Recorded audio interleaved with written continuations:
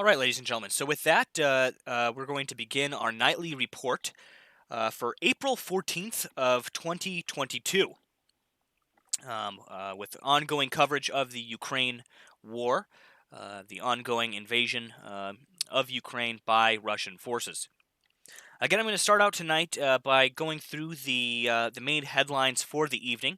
There are quite a few big headline topics to go over this evening. We'll be going through all of the main headlines again, and then we will be switching over after that. We'll kind of do a deep dive into some of our open source intelligence sources.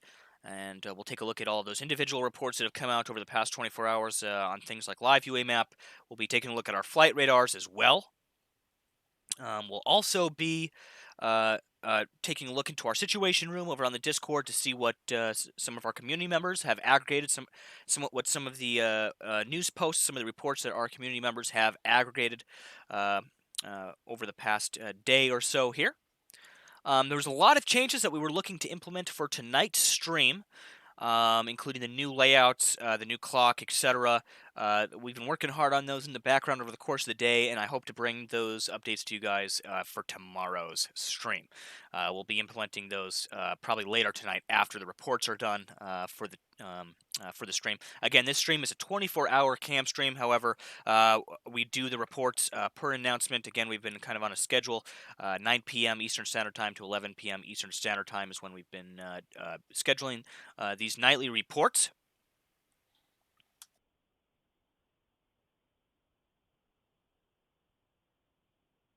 All right, so I think first of all, okay, so we're going to go through the main headline topics for this evening. There's quite a bit of new information that's come out over the past 24 hours on not only the Russian ship, but a few other headlines that we've been covering over the past few days. So we're going to touch on those as well. Let me see here. I think what we'll do is we'll switch actually back over to our situation room because there are those flashes happening on that Dnipro cam as well as our ski cam. I'm going to get that refreshed. And I'm also going to refresh our cam 2 out of Kharkiv. Sorry, that's the coke plant there. Get that refreshed as well. Also, here is our... Okay, so here is our... this is another shot of Kharkiv there. Actually, wait, hold up. That's the Kramatorsk shot. So what we need to do is we need to move that over here.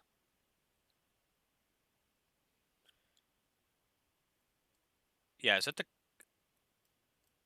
Yes, it is. Okay, so let's close that out. This is our Kramatorsk shot here. If we want to get that up on screen, we'll get that kind of zoomed in there. That is live.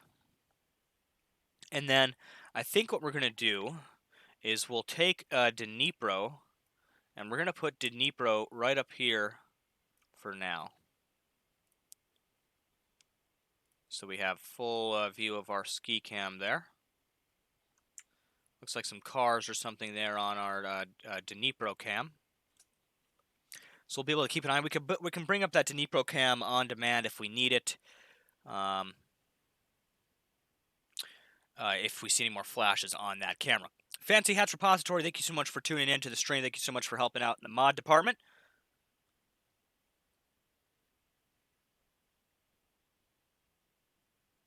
Dutch, this flash in the background. Yep, there's been quite a few flashes there. We're going to keep an eye on that tonight as we do these reports. Hold on, I just want to make sure that the ski cam here is not going to have too many issues. It does occasionally freeze. Okay, there we go. So we have that up there.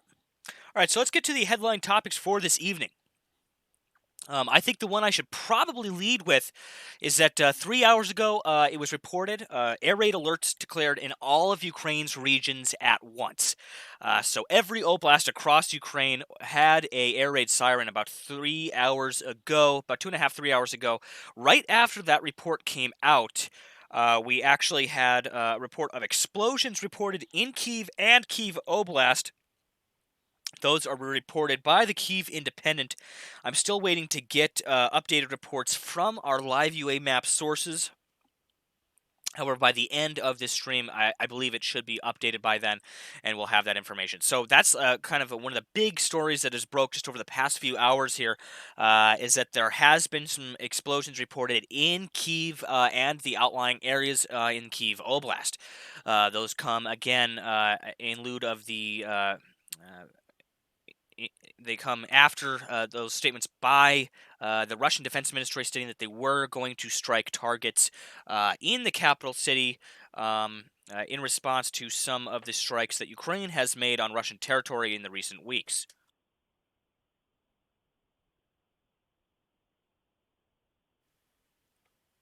Moving on from that, again, our main headline topics, we'll start going through those now. The Russian missile cruiser Moskva, operating in the Black Sea, again has been confirmed to have been sunk. For everybody that keeps asking, is it sunk? Is it not sunk? It has been confirmed to have been sunk. There was also intelligence reports saying that there was U.S. Surveillance, U.S. reconnaissance imagery of that vessel, or at least intelligence that had pointed to the confirmation of that vessel being sunk.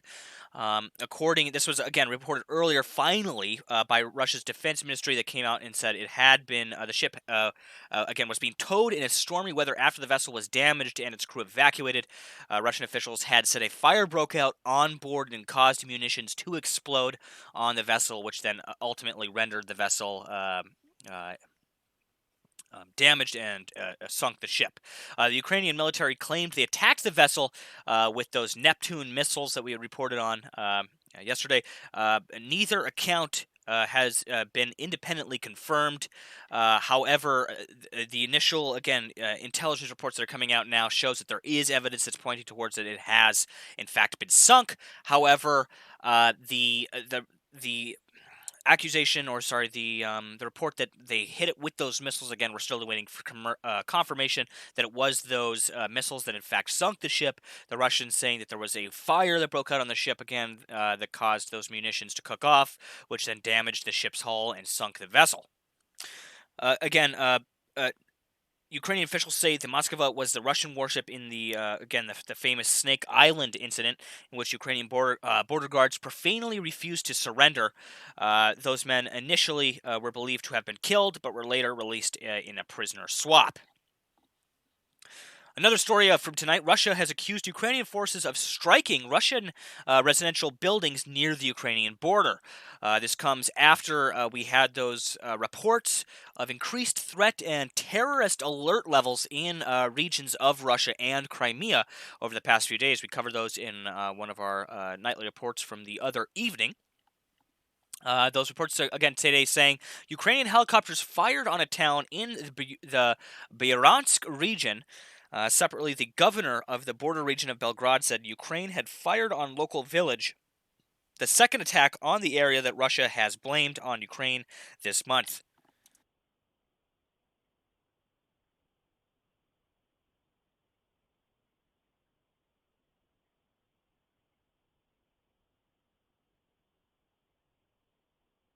Again, to kind of adding to that, previously Russia's defense ministry said that continued cross-border attacks could prompt retaliatory Russian strikes on key command centers in Ukrainian capital Kiev. Again, we just heard those reports in the past hour or two here of those possible strikes, of those explosions reported in the city of Kiev. Okay, so we are still waiting to get more concrete information on that.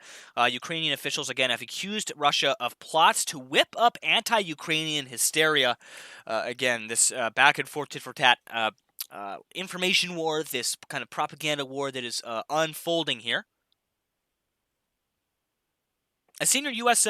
Official may travel to Kyiv soon to show solidarity with Ukraine. Again, I reported a little bit on this last night. Has been talk for all week of them sending a delegation there to Kyiv. President Biden told reporters his administration was, quote, making that decision now, but did not confirm any further specifics. This potential trip would follow recent visits to Ukraine by the British Prime Minister and the presidents of Poland, Latvia, Lithuania, and Estonia. Another headline topic from this evening, Russian authorities continue crackdown on anti-war protests, extending arrests to silent and stealthy demonstrations. An artist in St. Petersburg allegedly replaced price tags at a local supermarket with anti war notes and now faces up to 10 years in prison on charges of spreading knowingly false information about the Russian armed forces. Her lawyer said a shopper reported the woman to police.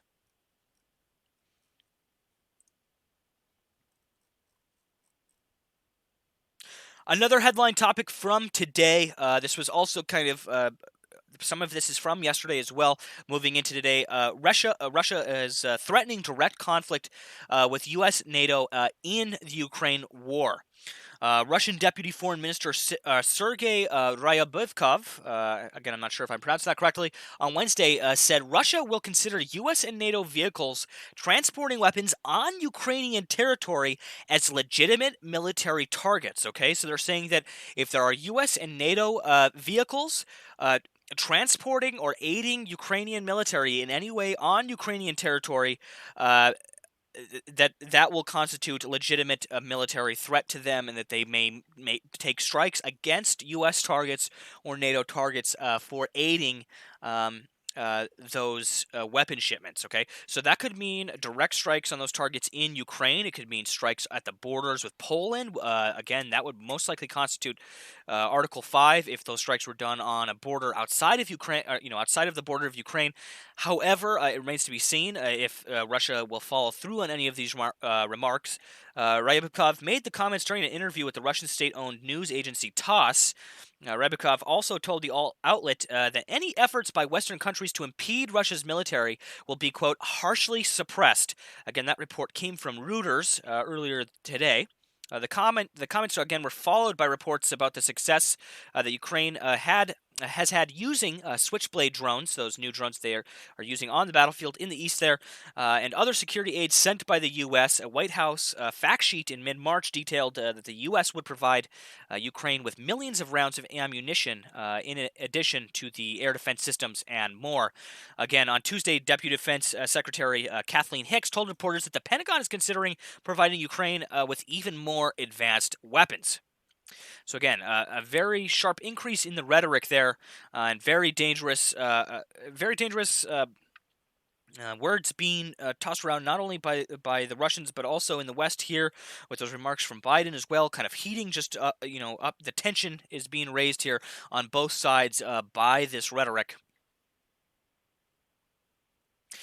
Earlier today, this was another headline topic. CIA Director William Burns decries Russia's horrific crimes in Ukraine. He also says the U.S. cannot take lightly the threat that Russia could use nuclear weapons.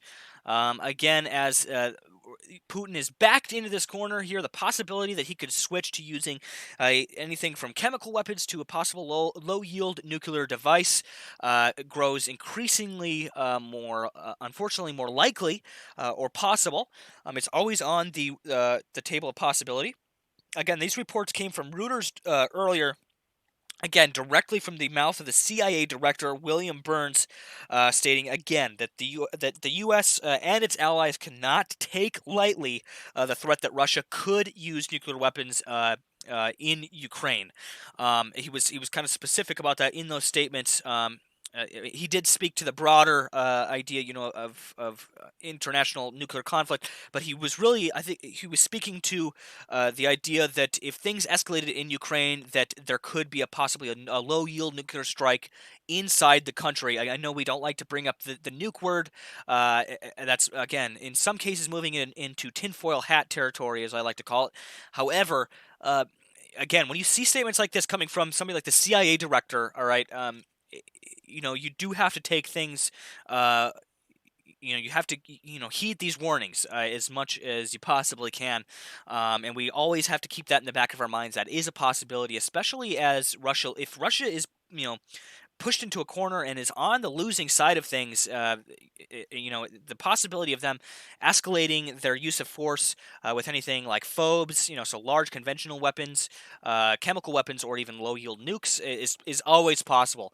I was actually I got goosebumps earlier when I saw those reports coming out from the CIA director. I know we've seen this talk about the low yield nuke option tossed around in in the community discussion over the past few months, and we've seen sporadic reports on the speculation of that. This is the first time we've seen something from an official source coming out about the fact that that could be a possibility. And so again, we have to definitely be concerned about that, and we have to keep our ears and our eyes are open as much as possible to that possibility.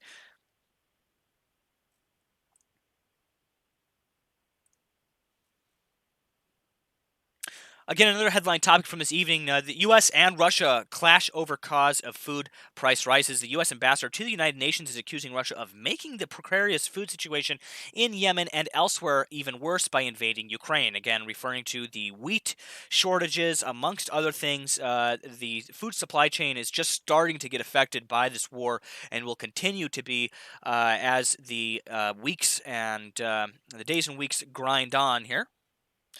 Again, repeating those earlier reports, the U.S. ambassador to the United Nations accused Russia on Thursday of making the precarious food situation in Yemen and elsewhere even worse by invading Ukraine, calling it a quote, just another grim example of the ripple effects Russia's unprovoked, unjust, unconsolable war is having on the world's most vulnerable.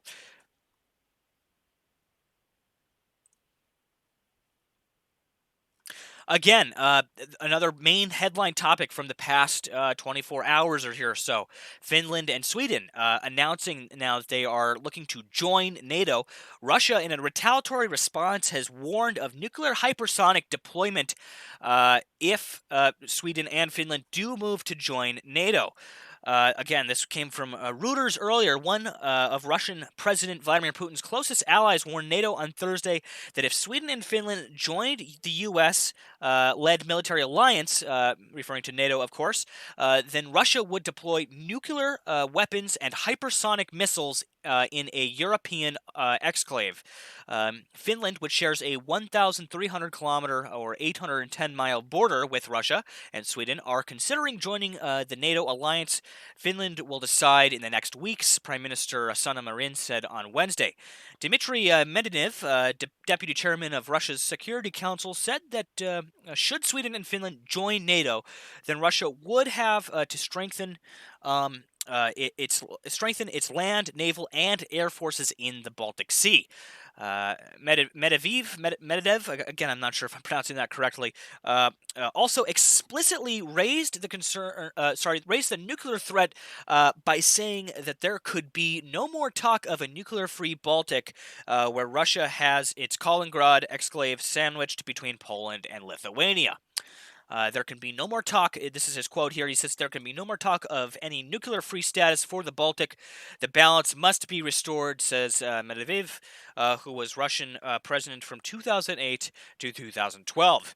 Medvedev said he hoped Finland and Sweden would see sense. If not, he said they would have to live with nuclear weapons and hypersonic missiles close to home. When asked how Washington views the potential addition of Sweden and Finland to NATO in light of Russia's warning, the U.S. State Department said there was no change in Washington's position and repeated that NATO's open door is, in fact, an open door.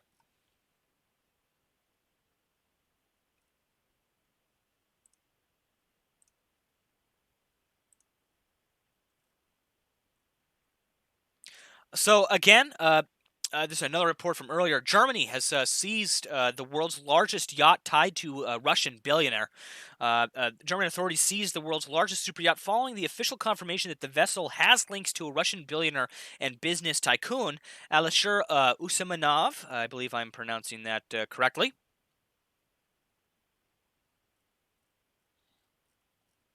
Again, this comes as a multitude of sanctions have been put on not just the Russian government, but oligarchs and parts of the Russian hierarchy.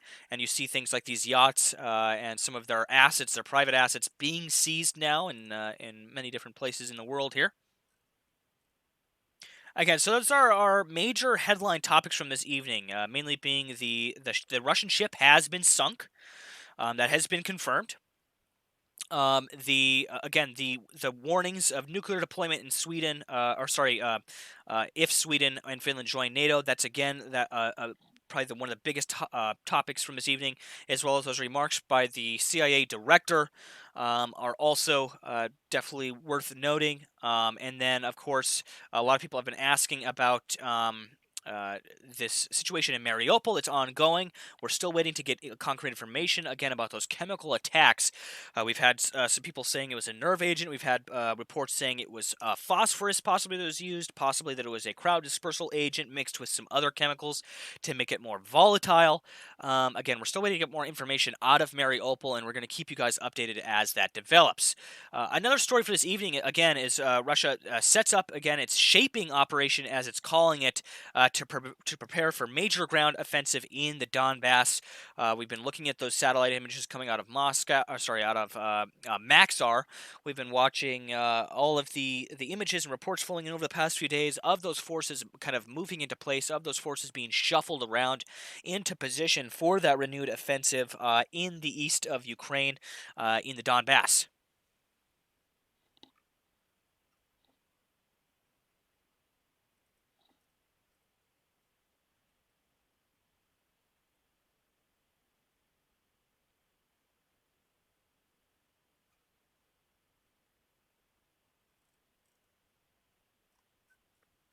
Another report worth noting, actually. I have a few extra other reports here listed at the bottom, but I think are worth noting.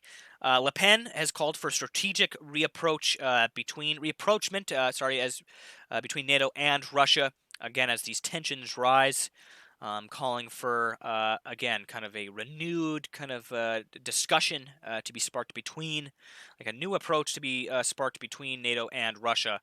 Again, to hopefully find some kind of compromise, some kind of solution here to this increase in rhetoric we've been seeing between Russia and NATO over the past months here, if not longer.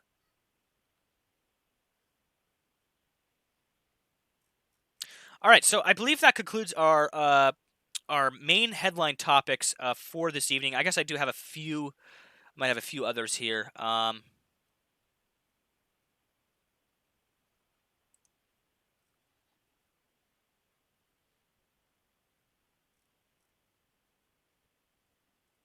Again, touching back on the warship there, Moskva. Uh, the entire crew of that warship had been evacuated. Uh, again from the Russian Defense Ministry. We did get some conflicting reports on if there was casualties in that strike, or how many casualties there were. We're still waiting to get confirmation on that.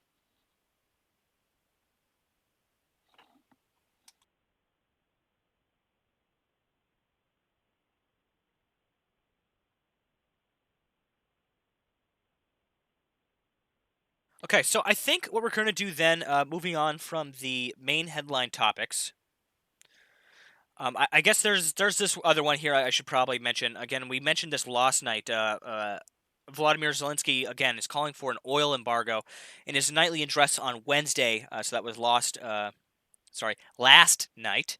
I was conscious of it that time. He said on his in his address on Wednesday, first of all, we need an oil embargo and Europe's clear readiness to give up all Russian energy.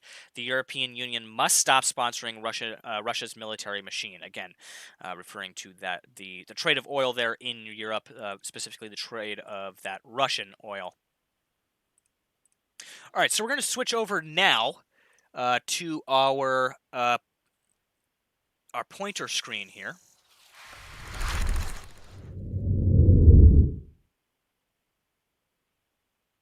Okay, so we're going to go through again. Actually, before I do this, I think what we'll do is we'll go. We'll take a look through our situation room. We're going to take a look at our situation room, and we're going to see some of the posts and news that has been aggregated by our community members, some of our intel analysts over there on the Discord server over the past 24 hours or so here.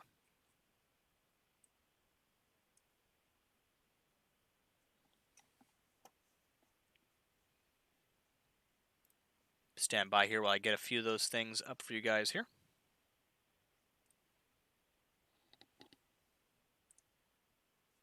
Okay, so here was a tweet earlier posted by Thomas, the thermonuclear warhead. Thank you so much, Thomas. Yeah, you've been around for quite a while. Okay, we don't want that in the clock. We want that in our want that in our feed window here. This is a tweet earlier posted by a, I don't know if that's a confirmed, yes, a confirmed Twitter source here, saying Russian president may resort to using a tactical or low-yield nuclear weapon in light of military setbacks in the invasion of Ukraine. Again, that is a tweet, again, about that statement by the CIA director, William Burns, has said at Georgia Tech University in Atlanta in those statements he made earlier today. You can see that up there on screen. In fact, I'll go over to the pointer screen. That might be better here. Yeah, we got a lot of windows open there. Let's close some of those. Get this one refreshed.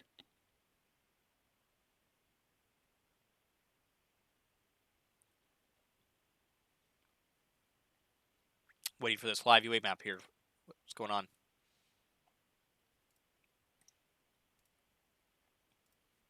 There we go. Okay. So moving on here.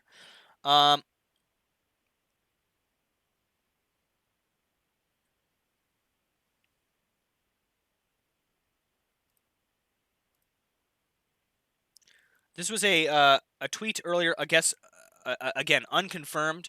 This is a tweet from Alexander Bunin. This was posted by Prochething in the Discord here. It apparently shows a refinery supplying Ukrainian forces that was hit. Again, I'm not sure if this was earlier today or not, but you can see a photo of that refinery hit here on screen. Again, this unconfirmed. This is a post. Jackanoff posted this in the Situation Room earlier. Russia says Ukraine helicopters strike homes in cross-border attack. From Reuters, April 14th, Russian officials on Thursday said Ukrainian helicopters had hit residential buildings and injured several people in the Bryansk region. The latest of a series of cross-border attacks. I'm sure we'll have information on this when we look through our live UA map updates.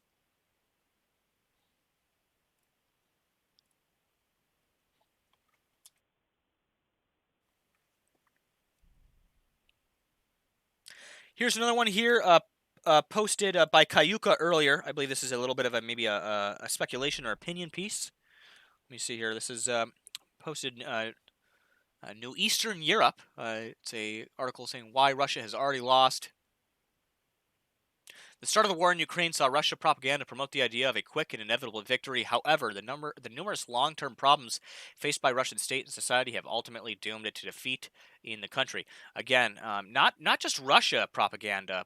U.S. intelligence also speculated that it would be a quick and decisive fight for them in most cases. I think it was a surprise across the board at just how badly the Russians have performed here, at least in the initial assault on Kiev in a lot of those areas.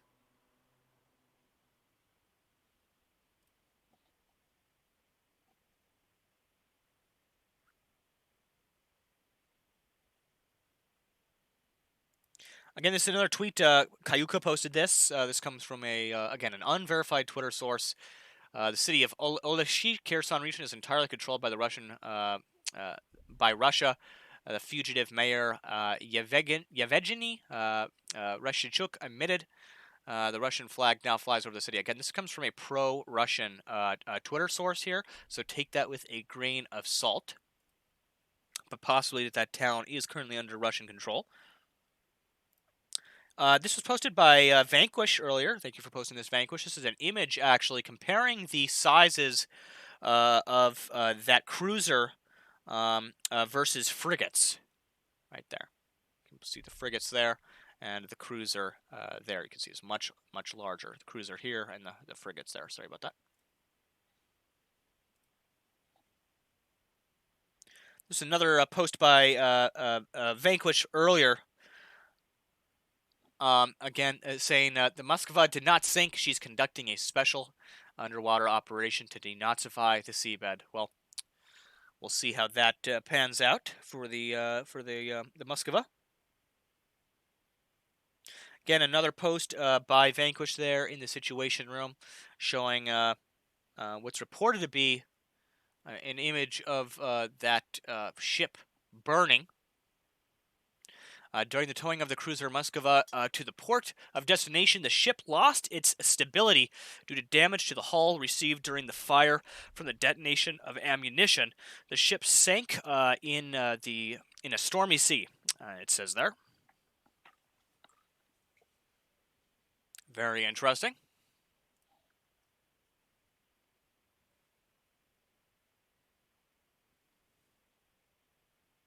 Yeah, so a lot of the reports in our Situation Room are about the ship. I believe the majority of our Situation Room reports from the past 24 hours are focusing on that ship there. Here's one from Drew posting the Situation Room. It's a Telegram post saying, the Ministry of Defense of Russian Federation reports that when towing the Moscow cruiser to the port destination due to damage to the hull received during the fire from detonation in the ammunition, the ship lost stability. So again, so basically they're saying in conditions of the storm and rest of the sea, the ship sank, basically because of the storm. Again, the Russians say one thing, the Ukrainians are saying another thing, as usual.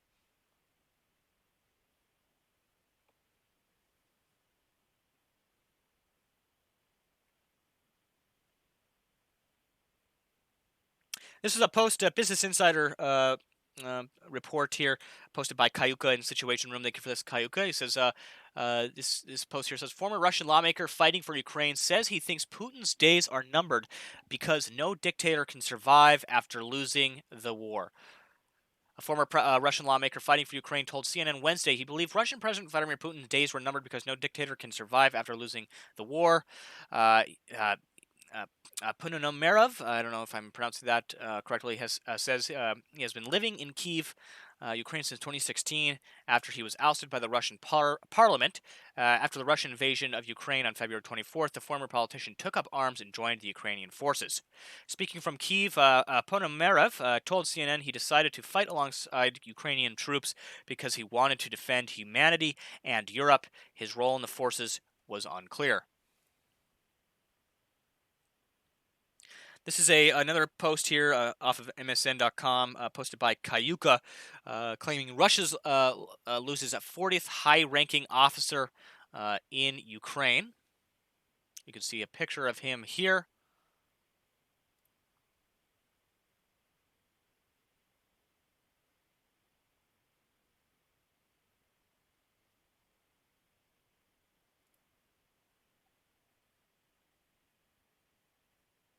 This is from a post posted by Synex over in the Situation Room on the Discord. This is a post by CNBC.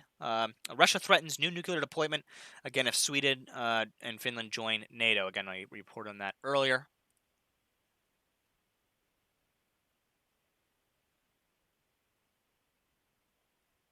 This was a tweet by CD Media earlier, who posted this in the Situation Room. The tweet is by Endgame World War III on Twitter, saying an update here, Biden, we are assessing the issues of sending U.S. officials to Ukraine. Again, as those reports came earlier, that they are looking to get a delegation sent over there.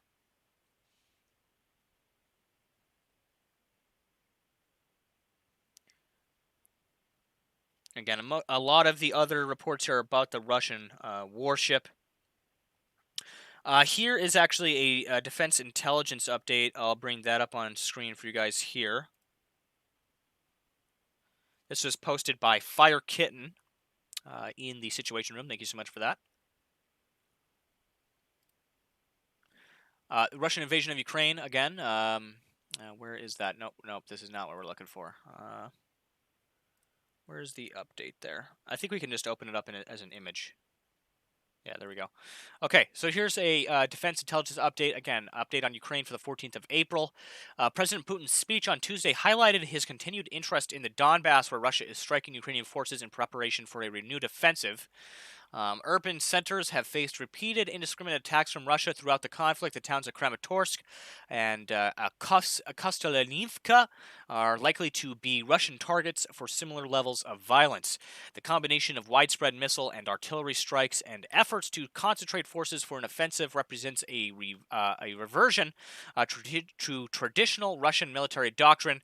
However, this will require significant force levels. Ukraine's continued defense of Mariupol is currently tying down significant number of Russian troops and equipment. Again, as they try to really lock down the city of Mariupol there.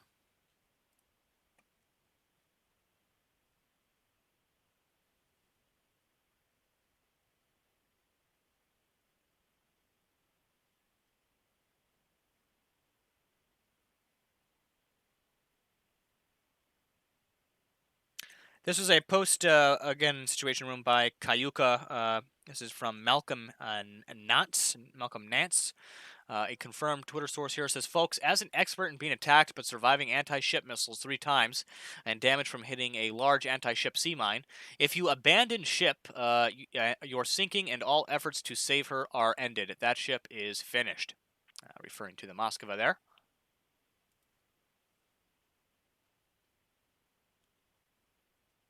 So I think that's about all which I have to show you here from our situation room. There is a lot more. However, we're going to move now to um, our live UA map here, and we're going to go through about the past 24 hours of updates.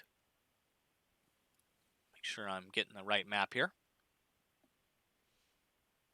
To everybody tuning in to the stream this evening, thank you guys so much for tuning in this evening. Glad to see every single one of you. If you could hit that like button, it would be highly appreciated, and it helps get the algorithm's attention. Also, if you haven't already, hit that subscribe button. It's the best way to get notifications when we go live for future streams and videos. If you have missed this report or you're not able to stick around for the whole report, we will be uploading it to YouTube. As we do with all of the reports. After it is done live, we will be uploading it to the YouTube channel.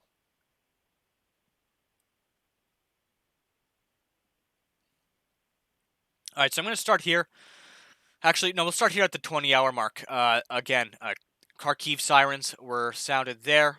There was actually a whole slew of sirens at the 20-hour mark last night. I'm going to go ahead and I'm going to refresh a page here just to get our recent posts back up. And then I'll scroll back down to about that 20-hour mark. We got about 19 hours here. So at the 19-hour mark here, a report came in that a bridge with Russian vehicles was blown up near Izium. Again, that is in the country's east, where they've been looking to move a lot more forces into place in that area. You could see them kind of sidestepping Kharkiv at this time. They're kind of moving down here into the Donbas now from the north. If you look here on the map, they're starting to move down.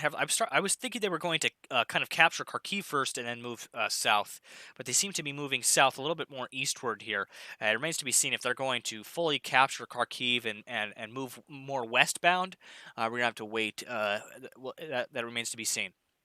18 hours ago here, explosions audible in Odessa. You can see those strikes here listed on the map.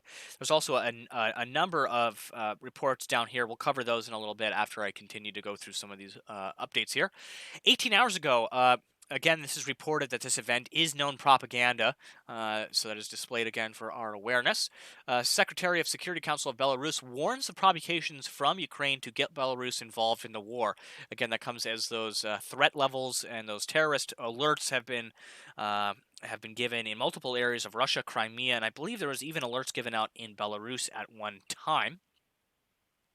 18 hours ago here, a report comes in, says there will be no more trains from Sloviansk railway station starting today in Donetsk region. That comes as, again, the tensions there are starting to increase as that renewed offensive in the east begins.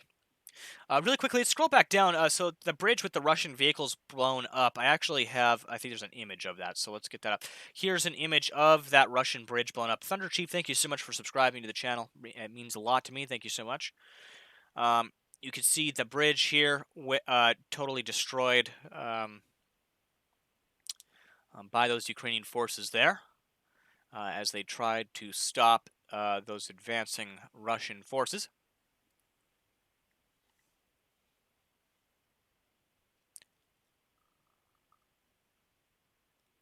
And 18 hours ago here, when I mentioned the trains here, there's also a image here. See if we can get that up for you guys.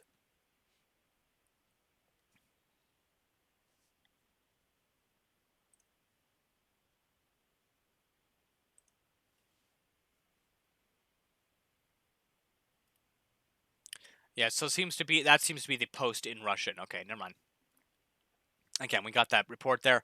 No more trains coming from that area in Donetsk. Again, as that area heats up, the conflict in that area begins to heat up.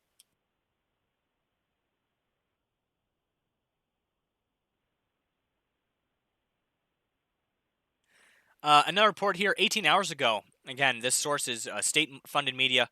Please be aware, do not rely on this source without proper objective analysis of facts to form a judgment. This is a post from the Russian Ministry of Defense earlier. Claims another strike at Dnipro airfield in the morning briefing. Again, that came 18 hours ago and would correlate with some of the strikes we saw in those Dnipro cams last night. 16 hours ago, Russian columns were destroyed near Izium and Balaklava. I'm not sure if I pronounced that correctly. You can see those strikes located on the map here, and there was even some footage posted of those strikes on this Telegram channel here. You can see those strikes being taken out there on those targets.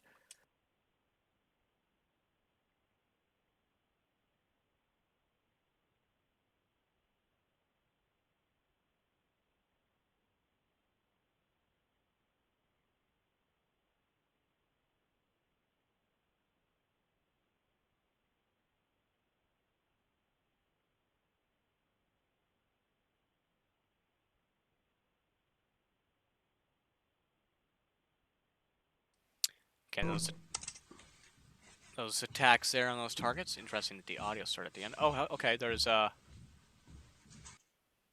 other footage there towards the end. So that must have been a different clip of some of those strikes, possibly.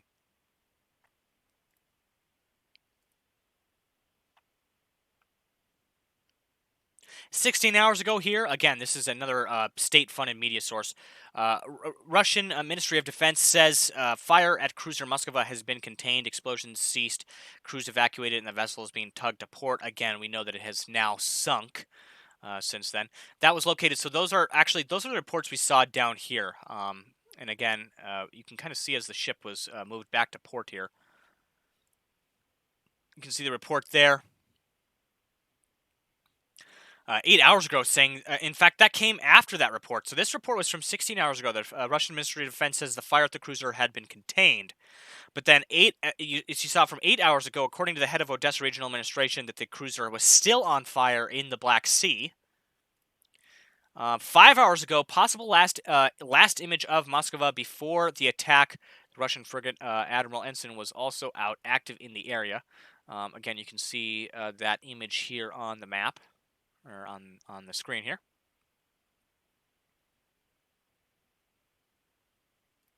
So there's that satellite image that we got of possibly the cruiser's last moments there. Again, you can't see that because of the freaking login paywall that Twitter has there.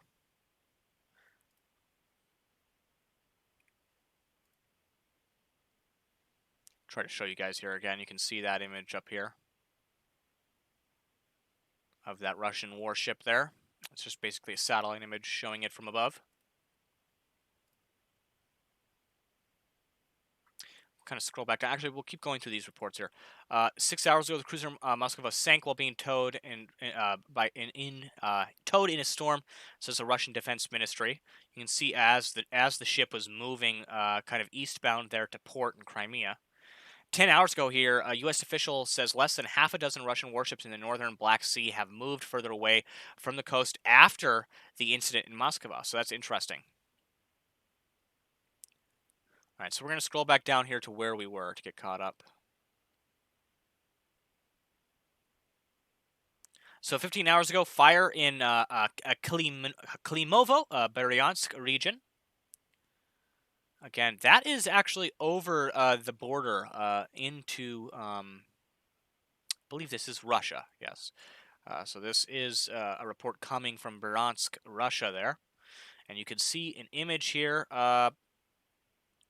apparently showing us some shells there that had landed. And then that fire there burning in that town. 15 hours ago, after Ukrainian missiles hit the Russian cruiser Moscow, a fire broke out. Due to a storm and an explosion of ammunition, the cruiser capsized and began to sink. Operational Command South made that statement 15 hours ago. Another report here 15 hours ago. Leaders and members of criminal gangs were detained in Odessa, among the Emil Vereshkovsky and along the Pazaluev, according to the Security Service of Ukraine. The group cooperated with the Russian Federation and wanted to join the occupying power in the event of the capture of the city. So that is a very interesting report there, and I believe there's some video as well with that. Posted here on the Telegram channel. So this is like the Russian statement that was made, which again, we have that statement here, posted in English. 15 hours ago, trucks of the Ministry of Emergencies of Russia are in Kherson. We had heard of these reports earlier this morning. We were unsure as exactly what was going on with that. There's some images here of those trucks, I believe.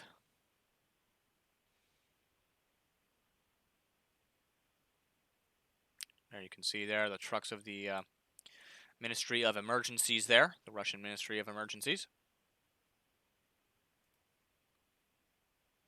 Again, that was in Kherson, located here on the map.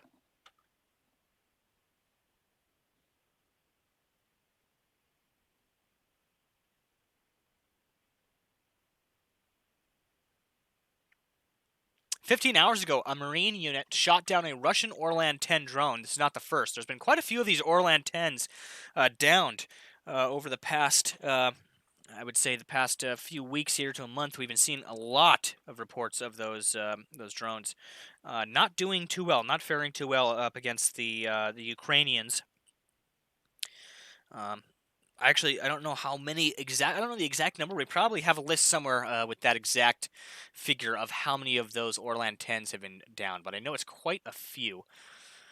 Here is the image here of that debris from that Orlan 10. Absolutely in tatters there. Quite a few of those drones have been down so far in this conflict. That is for sure. 15 hours ago here, another report, Ukrainian military destroyed several Russian units in southern Ukraine and seized a few settlements. You can see that here, not too far from Kherson, in between Kherson and Mykolaiv. What's interesting to note is that the Ukrainians have pushed a significant amount of that Russian presence out of Mykolaiv back towards Kherson. 14 hours ago, another state-funded Russian report here, so just keep that in mind. Governor of the Bryansk region accused Ukraine in shelling houses near the border. Again, those reports there on the map, that is in Russia over the border here. Again, if this is a real report, it still remains to be seen. We want to get confirmed information on this. Is it the Russians looking to maybe build some kind of narrative here, build some kind of false flag narrative? That's possible. Is it actually the Ukrainians shelling positions here, maybe military targets? That could be as well. Still remains to be seen. We still haven't got concrete information on that at this time. 14 hours ago, Russian FSB claims that 2 cars were damaged as a result of shelling of a border point of Novi Yurakovsky in the Bryansk region. You can see that here. Again, that was a border point, and interestingly enough, those claims came from the Federal Security Bureau of Russia, the FSB. So basically, the KGB equivalent was making those reports there about those border point checkpoint strikes there. 14 hours ago, a tractor driver has been killed as a result of explosion of an anti-tank landmine in Novopasan, Cherniv region. Rest in peace again to that tractor driver who lost his life there to that landmine. There's been mines left all over Ukraine as those Russians pulled out of the region. Again, the Russians at one point here, guys, keep in mind, had moved down from the border here through the exclusion zone to Kiev, but also they were in all of this area here.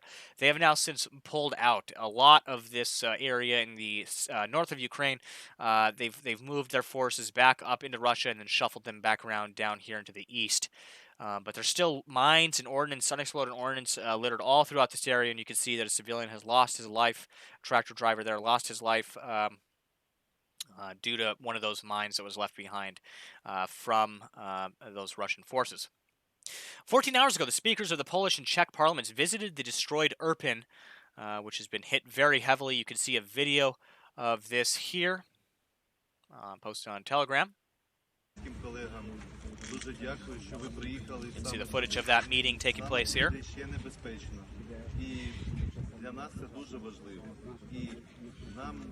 Звичайно, хочеться, щоб ви побачили це все своїми очами і передали далі в Європу, далі вашим колегам, іншим країнам, що тут дійсно відбувається. Ви прекрасно бачите, що це... So that's not the first visit. You know, we've seen a lot of delegations.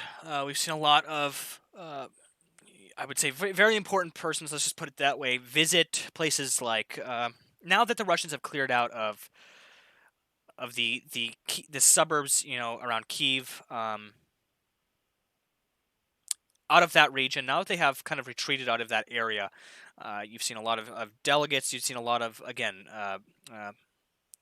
journalists, etc., move into that area and start to uncover and piece together what has been happening there, and to survey the damage in those areas, which has been quite immense, I should add, in most of those areas.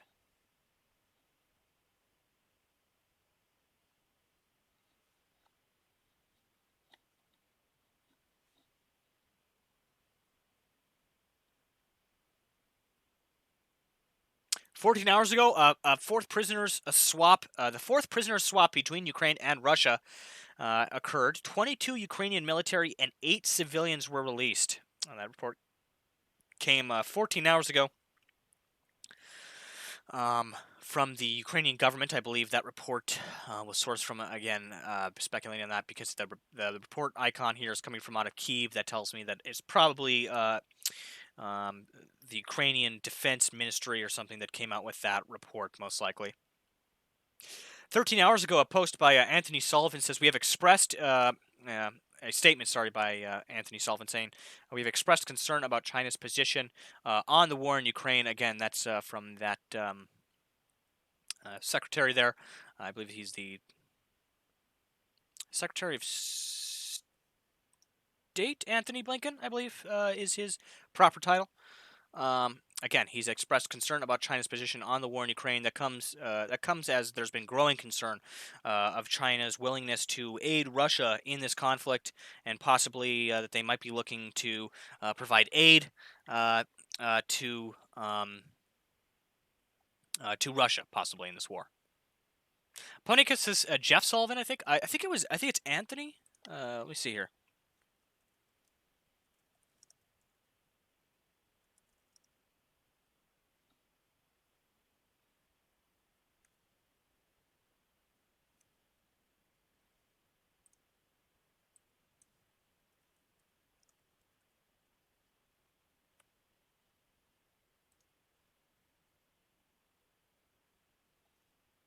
Yeah, actually, it's not showing me any context.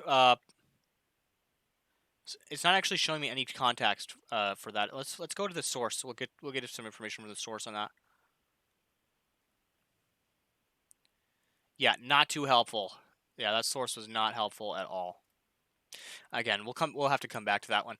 13 hours ago, Pentagon spokesperson John Kirby just said on CNN that the warship Moskva is still afloat, but clearly damaged. Again, this came from 13 hours ago, so this is old now. It has been confirmed to have been sunk, but he said it remains unclear whether the damage was caused by Ukraine missile attack. Russia claims that a fire on board caused ammunition to explode. A cook-off there of that ammunition as it was potentially struck by those Ukrainian Neptune missiles. Again, we're still waiting to get more concrete information on that at this time. 13 hours ago, most of the Borova village community in the Kharkiv region has been occupied by Russian troops since yesterday. A community source told Suspleen the day before there were fighting there. The situation is tense. The exit is blocked. Again, you can see that image there in that location in the Kharkiv region there. You can see as the Russians try to kind of move down from the north there. Again, trying to enact that pincer movement, I think, is what they're trying to do here to cut off the Ukrainian forces in this area of the Donbas. Basically, all the Ukrainian forces that are along this kind of border here.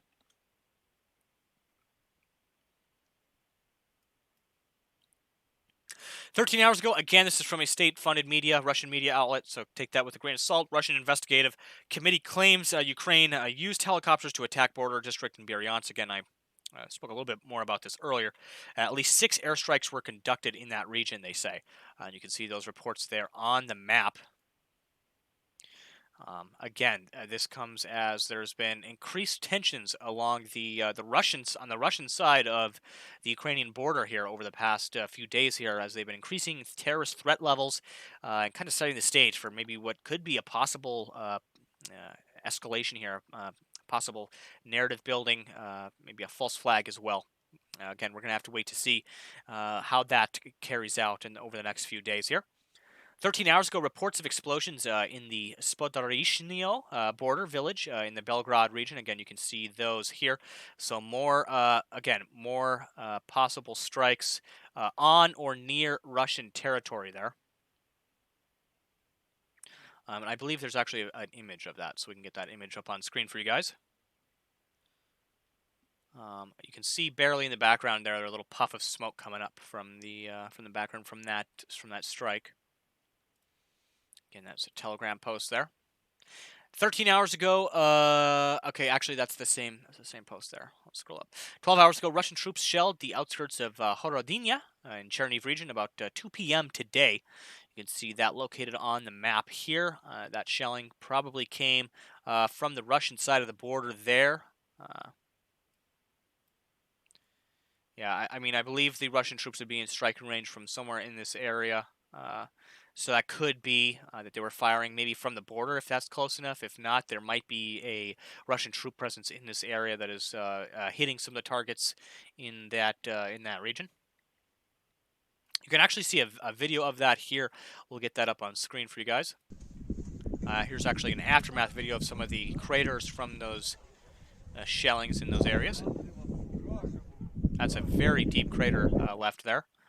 That almost looks that looks bigger than artillery shelling. Yeah, that looks like almost maybe a bigger munition there that was used. I'm not sure. It's a very deep crater.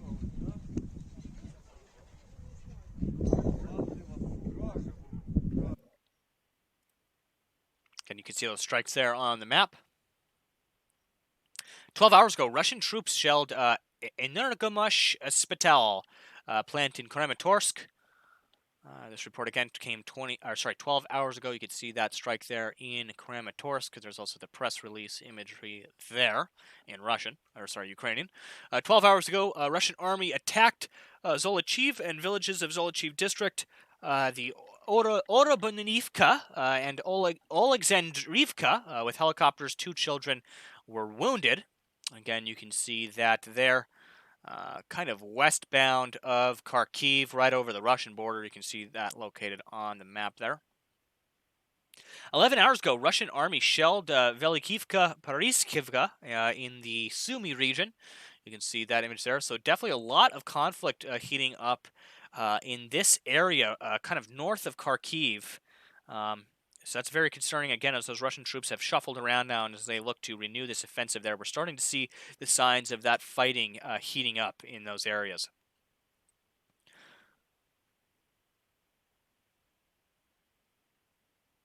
So here, 11 hours ago, Russian army shelled Velika Pirisvya in the Sumy region. Again, struggling to pronounce some of those names there. Apologies for that. You can see an image there. Of some of the rubble, some of the aftermath from that shelling there. 11 hours ago, heavy shelling targeting Kharkiv. You can see those strikes there. This is kind of a recurring theme those strikes being carried out in Kharkiv. 11 hours ago, Russian health ministry says that 8 wounded as a result of a shelling in the Bryansk region of Russia. Authorities blame Ukraine for that. Again, that was located up here. That it comes as we've seen a slew of these attacks reported in Russia over the past 12 to 24 hours, and now uh, we've seen the strikes in Kiev over the past few hours. So again, that makes you wonder: are these kind of retaliatory responses? Again, we're gonna have to wait to see. I still don't have concrete information on what those strikes hit in in Ukraine's capital of Kiev this evening, but we will have more information for you that hopefully soon. 10 hours ago, the Verkhovna Rada suspended the activities of the opposition bloc for life faction. Again, that is in Kiev there. 10 hours ago, the U.S. will need 4 weeks to send the entire $800 million military aid package announced by President Biden to Ukraine. Uh, uh, Announced by President Biden to Ukraine, senior U.S. defense official says more than 1,000 U.S. Stinger anti-aircraft missiles have arrived, and another Javelin anti-tank missile shipment is coming today. Randall Mattel, thank you so much for the super chat there. Says, pair character looking at himself in the mirror saying, thanks for being you with hearts popping out of his eyes. Thank you so much, Randall. That means a ton to me, man. Thank you so much for tuning in and following along on the stream here and supporting us. It means a lot. Thank you so much. Matt O'Neill asks, are you planning on still doing those Situation Room podcast type streams still, or was that just one time thing? Yeah, I've mentioned that a few times over the past few nights that we will be doing more open panel discussions. I believe that's what you're referring to there is the open panel discussions. Yeah, we're looking at having maybe 1 to 2 of those a month going forward. They're kind of impromptu. Basically, it depends on, what's really going on in the news, and if we feel we can organize, enough topics to have one of those open panel discussions. But yes, I definitely plan on having more of those moving forward into the future. We have a whole bunch of guest speakers from our community that would love to give input and join in on one of those open panel discussions. When we have those open panel discussions, I'm going to be announcing those ahead of time before we do those. So, thank you so much, Matt, for tuning in to the chat and for your continued help with the modding in the modding department. You're actually supposed to be added in as a mod here on on the YouTube. However, I guess I still haven't done that yet, so we'll get to that when I get a chance. But again, thank you so much for tuning in.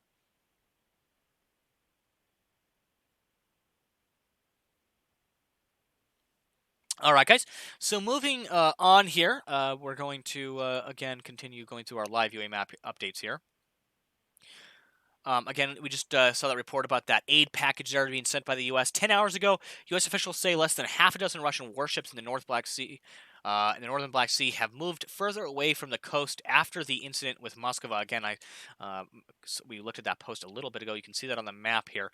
Now that cruiser has been disabled, it looks like they need to move a lot of their naval hardware away from the coastline because I think, and this is my hunch, is that this is what I've gathered, is that cruiser played a significant role in the protection of the fleet in a whole, and so it'll be harder for them to operate in that area. Yeah, I think Robert Hunt said anti-aircraft. Yeah. That it's possibly anti-aircraft capability that ship had, and so that's possible that that is why those ships have moved away, is because it's a little bit riskier for them to operate now in those areas.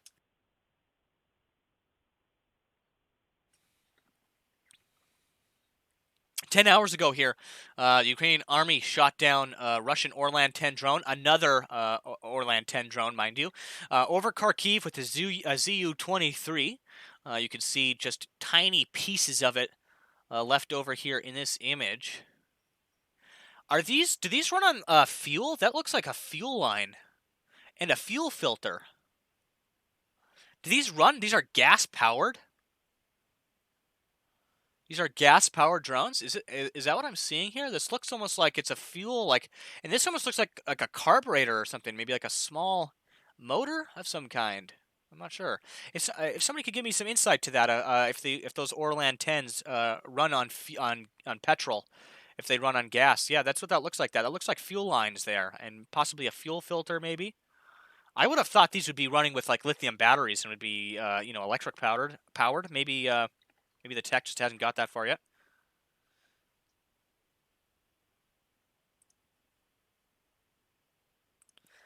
You can see the RC motor. Yeah, that's what. Yeah,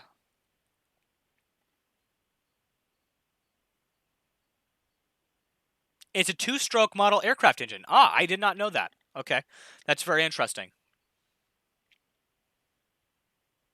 Is this Kevlar lined? Is that what that is? Is this what I'm seeing? Is this like Kevlar or like fiberglass here?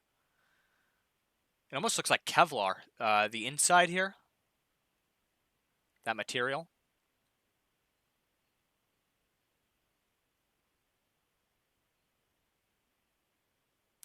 Crescent says the engine is made in Singapore. That's interesting. Oh, you can actually see some more images here. Yeah, here's some more images of that text. So this is definitely the motor here, right? This looks like the motor here. Fuel lines there, maybe. Very interesting.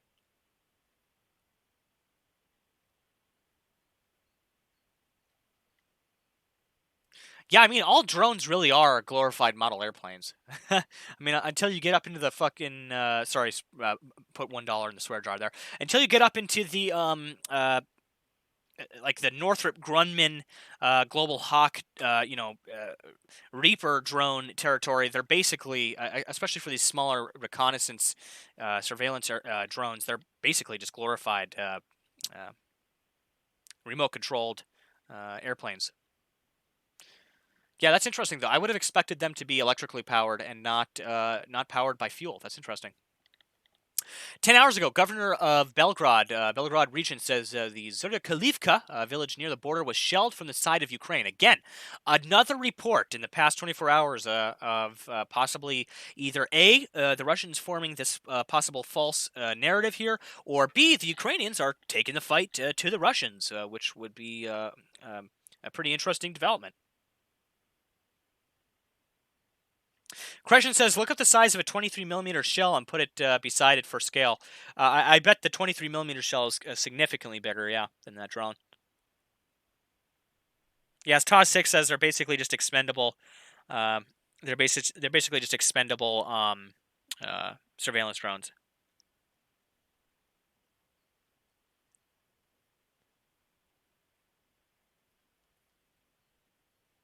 Flapjack says Predators have jet engines. Yeah, they have significantly more hardware on those larger drones.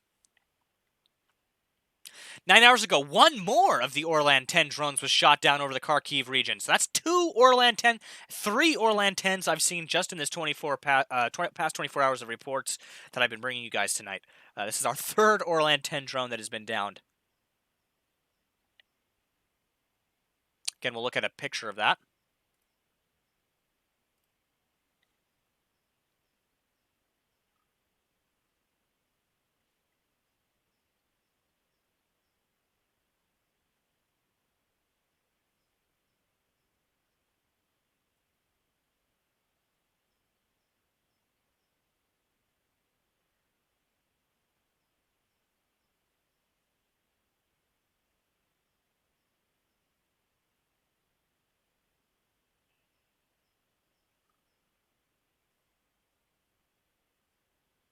What Me Worry asks, it's not a DJI? Yeah. No, they're not using any DJI drones.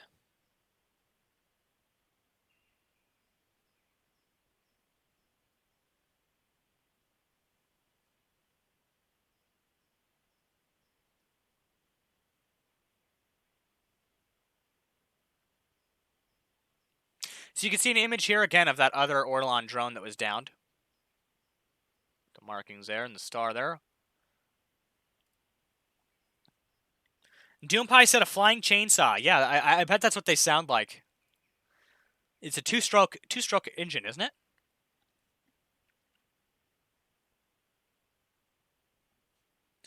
Their drones are like toys. Yeah. Well, I mean, these are smaller, like surveillance drones. And another thing we have to realize, guys, is during wartime, like say the U.S., for instance, if the U.S. was at war right now, they're not going to send their RQ-4 Global Hawks over the active conflict zone to get to snap some reconnaissance pictures and to get some electronic surveillance. They're going to send in something small, something much more inexpensive, like what we are seeing the Russians using here, like these Orlan 10s.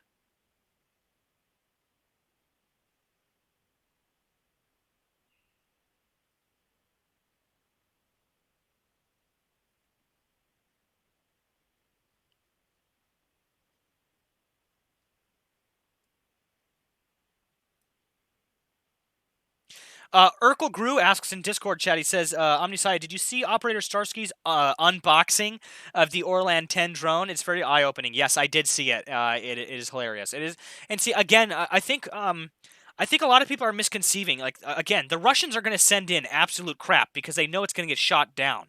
Uh, that's the whole point. Is that, and the Ukrainians honestly would do the same thing. And the Ukrainians are doing the same thing. They're using drones, like rigged together drones, like what we're seeing here, for surveillance. Okay, that's kind of like a given. In this type of conflict. Now, do the Russians have a significant lack of good hardware in some areas? Yes, that's true. But is it? I would say, is this 100% concrete proof in just the illegitimacy of the Russian military hardware? No, I don't think so. Again, they are purposefully sending in crap, to these areas because they know full well that it's going to get shot down. Okay, and so the cheaper they can get away with sending in a reconnaissance drone to get some easy pictures, the cheaper that they can pull that off, the better. Also, right now they have an issue sourcing parts for certain surveillance systems, certain drones and stuff, and so yeah, like it's unstickable. Just now in chat, he says Russia also doesn't have wide access to chips anymore. Exactly, meaning guided munitions aren't easily replaced. It's the same thing with these surveillance drones, and so they're good stuff.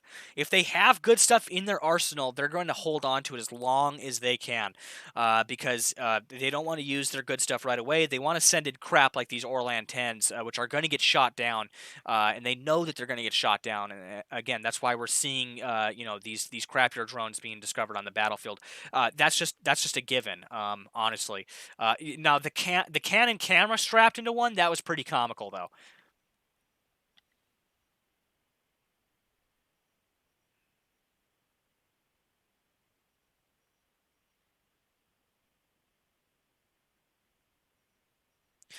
Just like Harlan Martin says, yeah, I get that. Just like the first wave of old equipment of trucks and tanks that they sent in, old Soviet stuff. Exactly, exactly. It's very similar. It's a very similar idea to that. They're going to send in the crap. They know it's going to get shot up. They know it's going to get shot down. And that's why we're seeing like these crappy Orlan 10s. The OG1 sounds like gear fear. Yes, exactly. They don't want to destroy their gear. Yeah. They're especially if this war is going to drag on.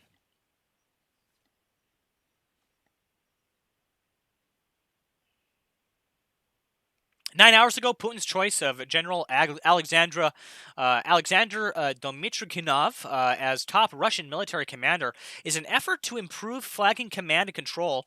Senior U.S. defense official stated, "There's an awful lot that we still have to improve." The U.S. official, U.S. Is skeptical Dornikov will fix problems. 9 hours ago, Secretary Blinken had a phone call with Ukraine's Foreign Ministry Kuleba today to discuss ongoing assistance and efforts to hold the Kremlin accountable for its attacks on Ukraine. There's also an image there. I can get that up on screen for you guys.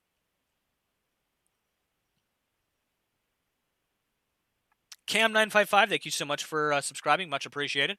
Yeah, so you have that statement there, actually, from Anthony Blinken. It says, and I'll read it to you guys here quick. Secretary of State Anthony Blinken spoke today with Ukrainian Foreign Minister to reinforce the United States' steadfast commitment to Ukraine's sovereignty and territorial integrity. The usual spiel that we've been getting the past few weeks from them.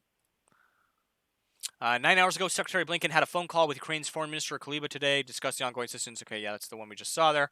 8 hours ago, missile hit a building in the Seleniivkovki district of Dnipro. So it's basically the Dnipro Oblast there.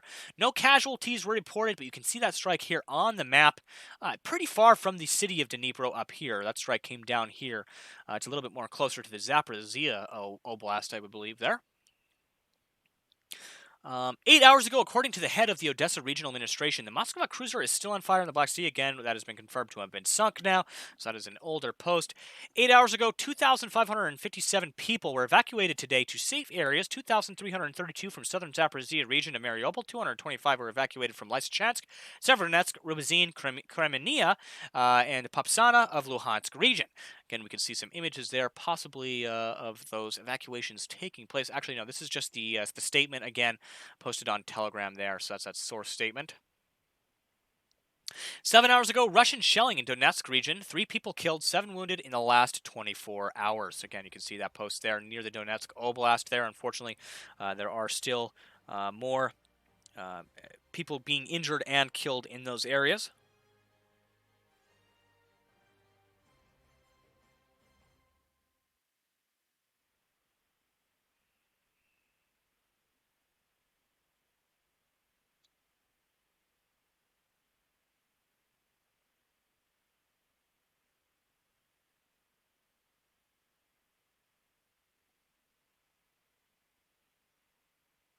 7 hours ago, a loss of Russian Moskva cruiser not likely to have impact on Russia's ability to launch cruise missiles at targets in Ukraine.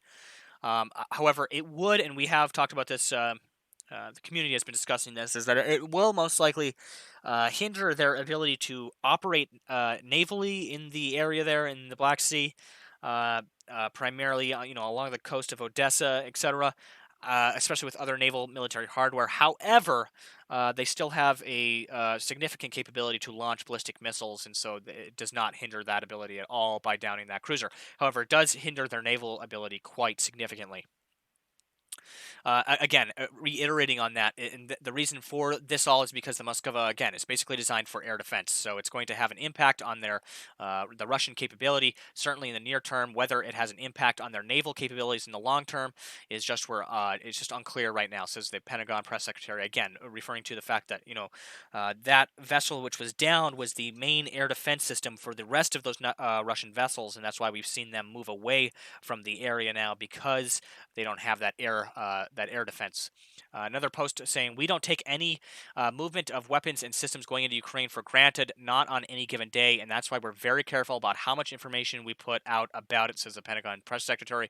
Again, referring to the fact that that the Russians have stated that they will attempt to attack NATO or U.S. Forces that are trying to move those weapons into Ukraine. And so, again, that's an issue that we'll have to keep an eye on here going forward. 7 hours ago, Russia's nuclear saber rattling says, we obviously take any potential nuclear threat very, very seriously, per Pentagon secretary. Made those statements again. We continue to monitor as best we can. We have seen nothing in the space out there that has given us cause to change U.S. nuclear deterrence posture at this time. 6 hours ago, the report of, again, that cruiser Moskva sank while being towed in a storm. 5 hours ago, possibly the last image of that Moskva. Again, I showed you guys that just a short time ago. Here we have 5 hours ago, President Zelenskyy report held negotiations with French President Emmanuel Macron, discussed the investigation of Russian war crimes. This comes amidst multiple delegation meetings between Zelenskyy and other presidents of European countries, as well as the possible upcoming visit of a U.S. delegation as well to Kiev. So we're going to have to wait and see how that pans out here going forward. Again, we're gonna have to wait to see if the French, if a lot of these other partner countries are going to step up the assistance moving into Ukraine in the same way that the U.S. has vowed to step up assistance 5 hours ago, 1 killed, 1 wounded as a result of explosion of a bomblet left after shelling of a Novoroskovka village in the Kherson region with cluster ammunition. Again, that is 5 hours ago here north of Crimean Peninsula. We have again that death there posted on the map here. 1 killed again and 1 wounded as the explosion of that bomblet was left there, unfortunately. 4 hours ago, the sinking of the ship Moskva is a hard blow for the Russian fleet. Again, that was that confirmed source there. Go ahead and refresh our live UA map here, and it looks like that is our last post from live UA map for this evening as of tonight.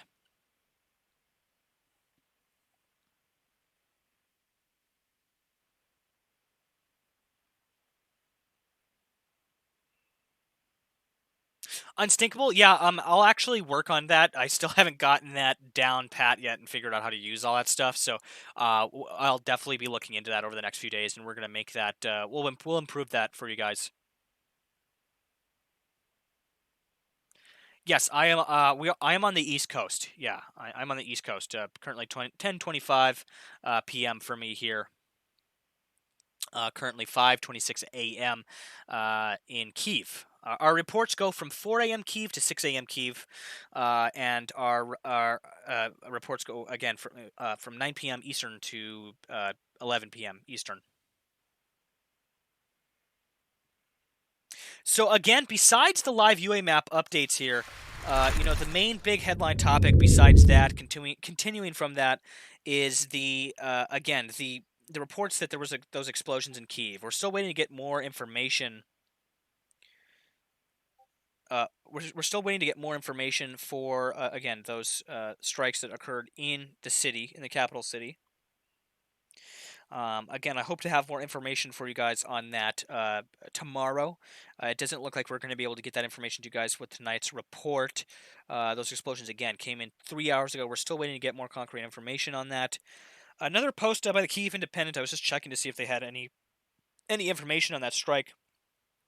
They don't, but they do have another post they put up about 3 hours ago here, with updates on the numbers that have fled the country. Nearly 5 million Ukrainians have fled the country in the 50 days of war since it began, according to the United Nations High Commissioner for Refugees. Over 7.1 million people have been internally displaced. So that means people inside the country that have moved to other parts of the country to avoid conflict.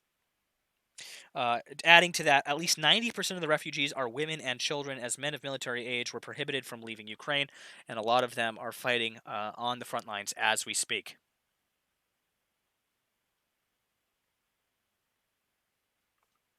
Again, thank you to everybody that is tuning in this evening.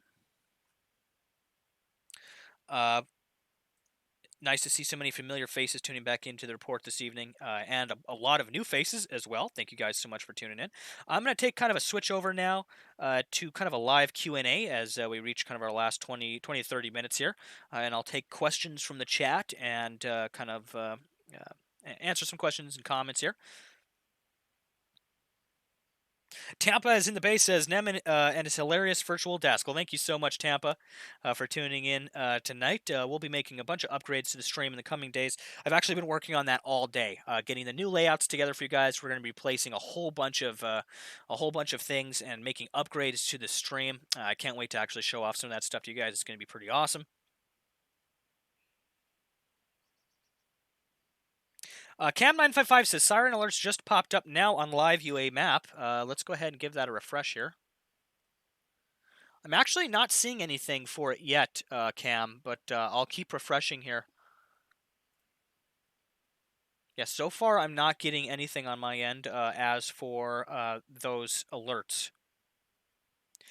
Family Fiveable says, haven't checked in for a while. Love the new screen. Well, thank you so much, Family Fiveable. We actually have a few different screens. We got this one here. This is our breaking news room.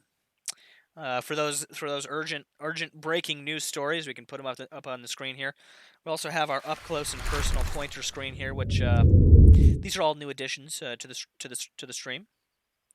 And then our situation room is going to be getting redone, as well as our cam room, which is just cams. We're going to be completely overhauling all of this stuff for you guys. So I can't wait to bring that to you, bring those updates to you guys.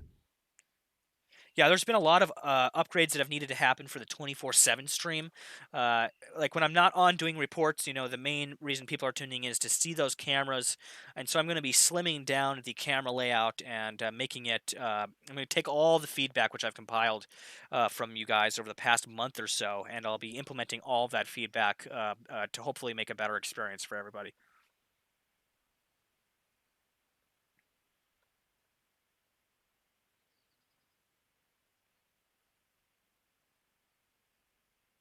Harlan says, just seems to me if Russia wanted to conquer the capital of Kiev that failed so far, maybe Russia isn't such a badass. They thought they were give them hell Ukraine. Roger that, Harlan. And yeah, I mean, a lot of initial analysis pointed towards that they were going to, totally steamroll right into Kiev. Again, that did not happen and surprised a lot of intelligence analysts here in the States and abroad. And so, again, we're going to have to wait to see what happens here in the East as they move into this second phase of war, if that difference in terrain and weaponry is going to have an effect or not. Again, it remains to be seen.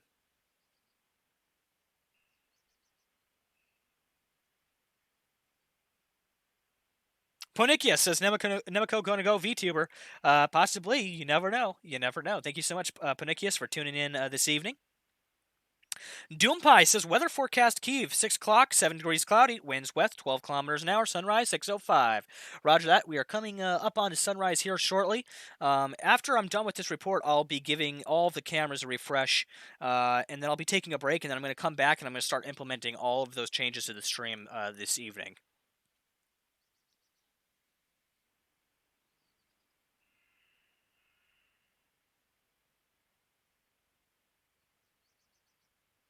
Christian posted a video from OSINT Technical uh, of a Cherniv out of Cherniv. Just posted. Looks like I'll have to take a look at that. Creation. Thank you for sending that over. I'm going to take a look at that. And again, yeah, I've had a couple people talking about the Cherniv situation there.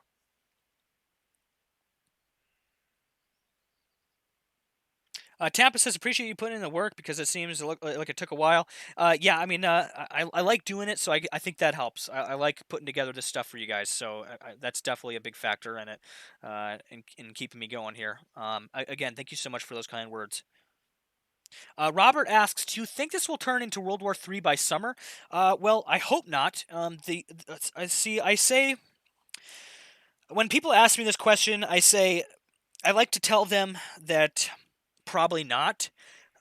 Now the problem is that it's always a possibility, and that it remains a possibility, and that it's a very real and dangerous possibility, and that we need to keep an eye on it. We need to be very careful to not dismiss the possibility this could escalate. So far during this conflict, we've seen possible escalations almost break out. Possible involvement by other countries multiple times. Turkey, um, uh, some of the Baltic states, Poland. There was those strikes near Polish border. Of course, it's been a very dicey situation since the beginning.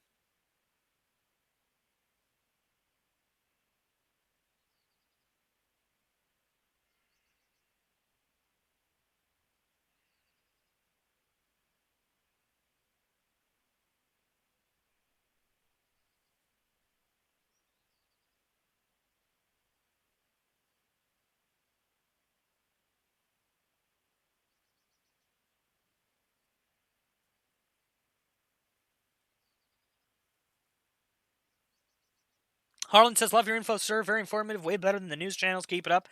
Thank you so much, Harlan. Thank you for tuning back in. Bofat says, "I thought you would have been virtually taller." Well, I am sitting down.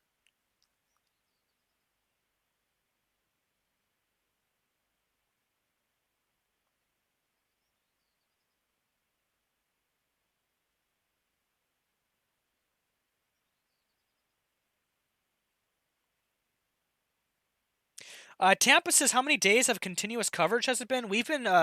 I've been running this live stream since before they moved over to the border in Ukraine. So it was like the 23rd, 22nd. Actually, it might have even been before that. It might have been I know it was like 3, 4, 5 days before. Actually, it was about a week, I think, before they officially moved into Ukraine, if I'm not mistaken, that I've been doing this. The new reporting schedule has been going since Monday. Tampa says you're a real G for making this a part-time job. Yeah, it's absorbed almost 100% of my time doing this the past few months, and I've been trying to get better at making sure I keep up with my home life, family life, etc., and making sure that I can make this more sustainable for you guys going forward, so I can bring these reports to you guys. Sabrina says, Nemico Network, hello from Germany. Hello to you, Sabrina. Thank you so much for tuning in this evening.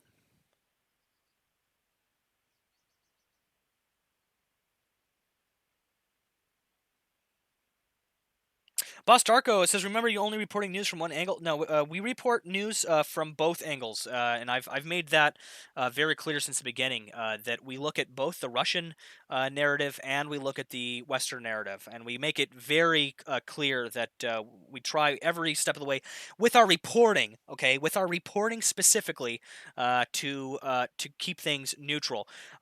Now, when it comes to things like we do play like the Ukrainian national anthem on the stream. We do side with the Ukrainian people because they are the victims right now. They are the Ukrainian citizens are the victims of this right now, and the amount of civilian death that is happening there is what we stand by.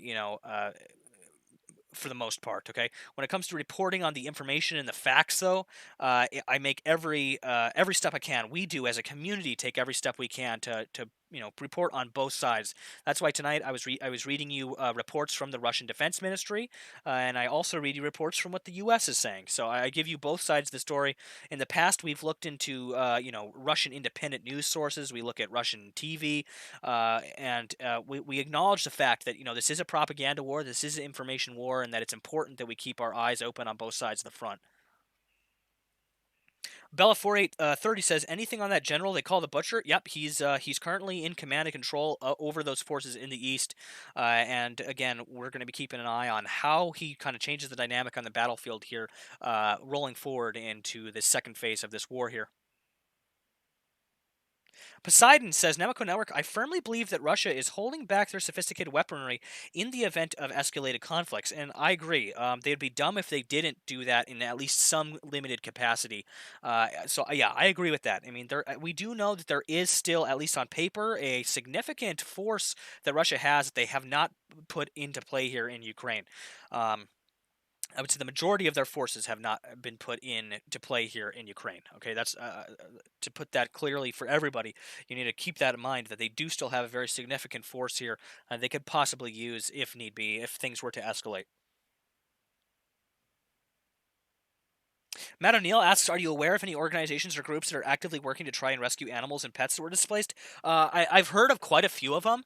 I know. I think actually in our Discord, in our Ukraine fundraisers, there might be a few links to some of those groups that are looking to help out animals. Mehmet is also doing his part to help out some of the animals in Ukraine as well. I'll talk about that a little bit more when we have an interview with him in the coming days.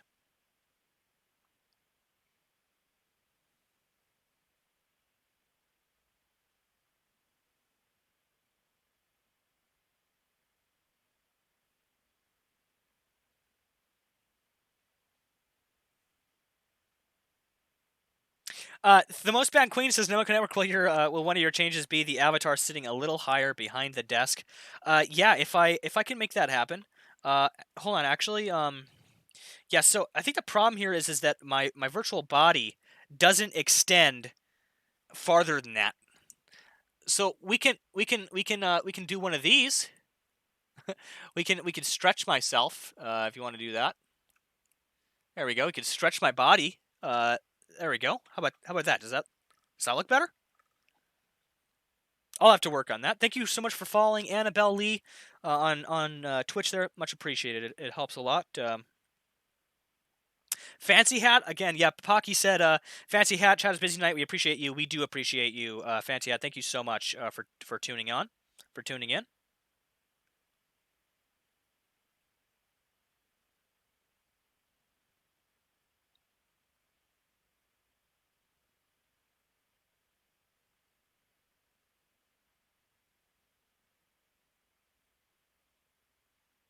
PNW say, "Yay, Lost Nights was good too." Yeah, I've been trying to get better at the old Lost Night, Last Night thing.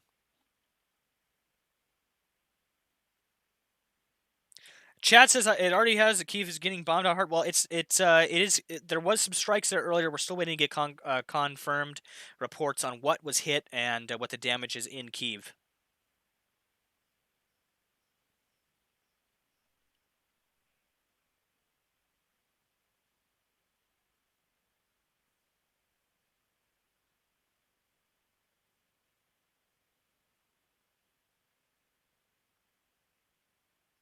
Bork says it's pretty obvious the U.S. is trying to provoke Russia into World War III.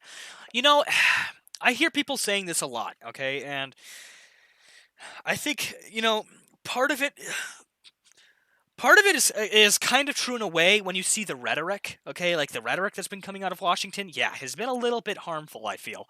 At first it's like, okay, it's important for for the West, for leaders in the West to call out what's happening in Ukraine is what it is. Okay, like the genocide of the Ukrainian people is happening. All right. Now there's problems on both sides. I acknowledge that. All right, but at the same time, like it is important, partially for the support of the Ukrainian government for some of those Western leaders from their perspective, for them to say words like genocide, right, and use that rhetoric. But at the same time, it's pretty harmful when it comes to the relations directly with Russia. Like if we want to back out of this, using rhetoric like that is pretty damaging to our exit strategy. You know what I mean? To backing out, to kind of calming down this situation, that definitely does not help. However, are they directly trying to provoke Russia into World War III? I don't believe so. I mean, uh, you have to think the economic consequences of that World War would be absolutely devastating for every interest here in the United States. They'll lose money. In some cases, the defense industry, of course, would make money, but again, it would not be good for a lot of corporate interests here in the United States. And so that's why I don't think they'd be directly trying to push for World War III. Cindy Duhan says Nemico just has a low armchair. Yes, exactly. Flash Gordon says, I argue that the longer this goes on, the better position we're in to survive World War III. I've seen this coming true. Unfortunately, some understandable Ukrainians don't want to play that. I mean, in a way, I guess, the longer this goes on, the more prepared the world powers get to, defend themselves and to take countermeasures.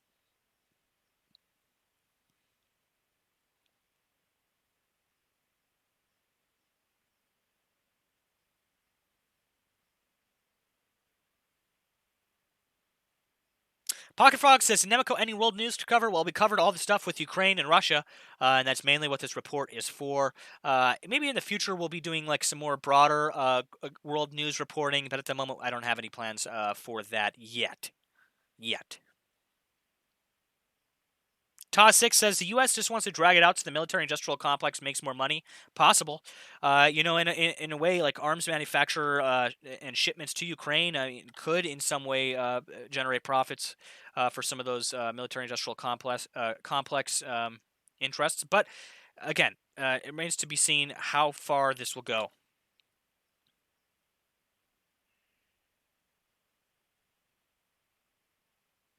Moving Shadow again saying, I suspect this will go on for quite a while because war is profitable. Yes, it is profitable for some.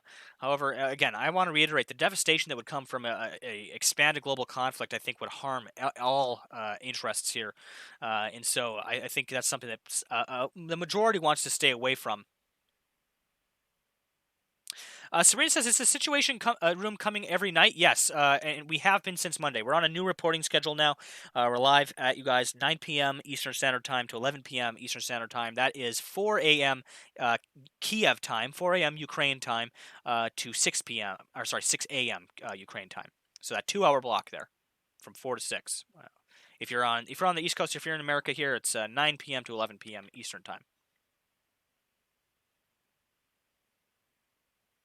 Matt O'Neill asks, "How do we help the poor animals over there?" Yes, I agree.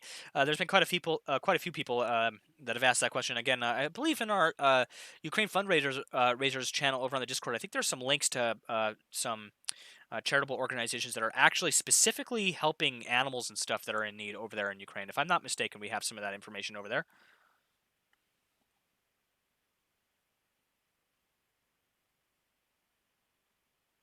Dragon RF says you only ban pro-Russian posts in chat, though. We do not actually. In fact, I do not condone that activity by our mods at all. It's a difference if a pro-Russian chat comes in and says something along the lines of all the Ukrainian Nazi pigs are going to die in a bloodbath or whatever. That is not an acceptable comment from just a rules in terms of service perspective. Okay. It's difference between having a pro-Russian post in chat, right, and being and being uncivil about things. Okay, we want pro-Russian speakers in our chats. In fact, in our panel discussions, our open community panel discussions, we strive to reach out into the community and find pro-Russian speakers for those panel discussions because they provide a yin to the yang of we have our Western speakers and then we have our pro-Russian speakers, and that's the only way we're able to get a good argument, a good discussion going, is to have the conflicting views. Otherwise, you just have an echo chamber, okay? And so that's exactly what we're doing here. And again, there's a difference between being civil in chat and having your opinion, or you know what I mean, being uncivil in chat and having opinion. HX says, is there any current warnings for Ukraine? I heard entire Ukraine had air raid warning today. Yes, in fact, if you tuned in earlier to the report, I covered that a few times. There's been multiple air raid alerts across all of Ukraine. In fact, these just came in just now, a minute ago. Vinnytsia Oblast, Kiev, red alert. 7 minutes ago, Odessa, red alert. Odessa Oblast, red alert. All of those just came in the past few minutes now. You can see that alert even for the capital city of Ukraine here on the map. All of these alerts, in fact, I'll just move to the pointer screen here so you guys can see. Here's the pointer screen here. You can see all of those alerts just came in just now in the past few minutes here. Those alerts right on time in the early morning hours. We unfortunately do see a pattern of these strikes and these alarms happening early in the morning.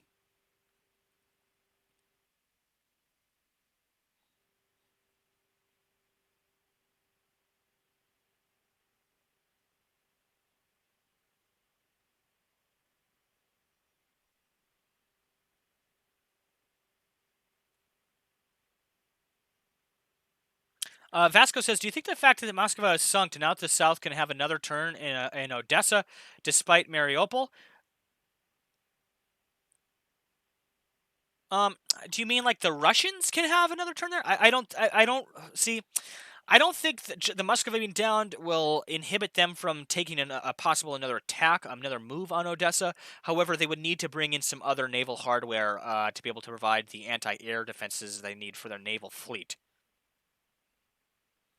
Jay Chavez says, it's been a privilege to be with you from the beginning. It's been a privilege to have you tune in and watch my stream, Jay. Thank you so much, man. Marcia, thank you for tuning in. Easelcat says, why is everything skewed? It shouldn't be skewed on here. It should look okay on here for you.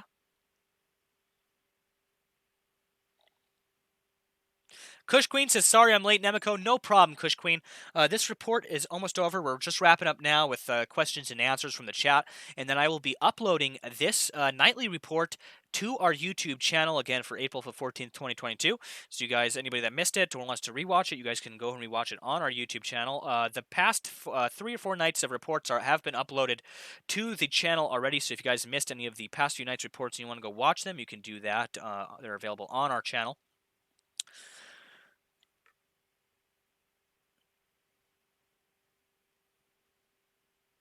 Topper asks where the live cams are. Over in our situation room. I'll switch over there right now, actually, for you guys. Raindrop says, do you think it is feasible that Putin... I actually need to refresh all the cameras too, guys, so keep that in mind. All these cameras need to be refreshed here because we are coming on to dawn. I believe 6:05 is sunrise in Ukraine, and so I'm going to need to get all of these cameras refreshed for you guys, so don't worry, I'll be doing that here shortly. And I'll be back with you guys this evening after these reports. I'll be hanging out with you guys this evening doing some work on the stream here. I actually had a whole bunch of changes we were going to implement for this evening. I've been working on those today. I did not get a chance to fully implement those yet, but will be this evening and into tomorrow, so that we'll have them for tomorrow's streams. All right, so I've got Kharkiv ski cam back up here, and it is, again, sun is rising here in Ukraine.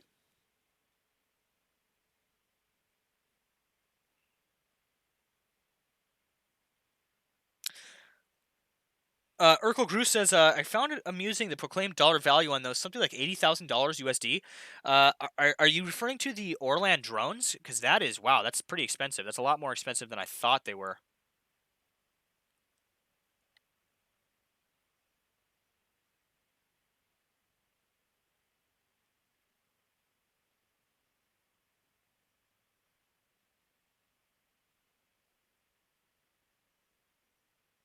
Marcia says, Nemico, you need to find a taller chair. I'll be looking.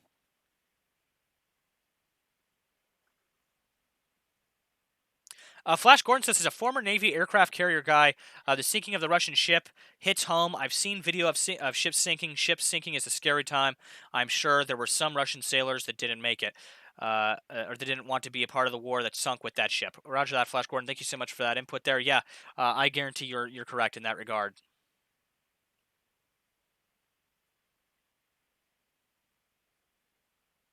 Paul says Russia is only sending their cannon fodder, rust, and holding back the good stuff. Yeah, we have seen some evidence of that. It's unfortunate that they are conducting this operation in such a manner. Yeah, we have seen quite a bit of evidence of that. Ollie says just put the javelin in front of you to cover the gap. The gap. Yeah, maybe I could do that.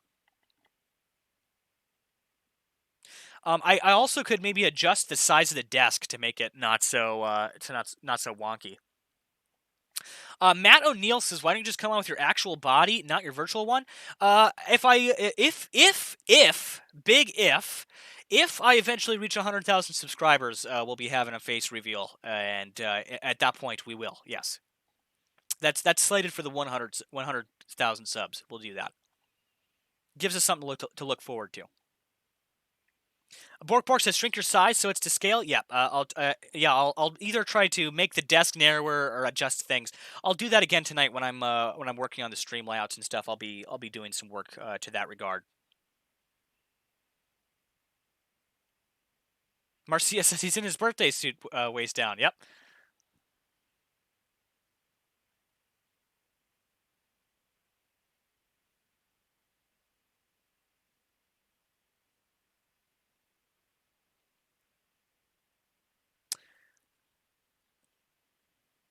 Pocket Frog says put a frog in the javelin. Yeah, maybe we'll do that.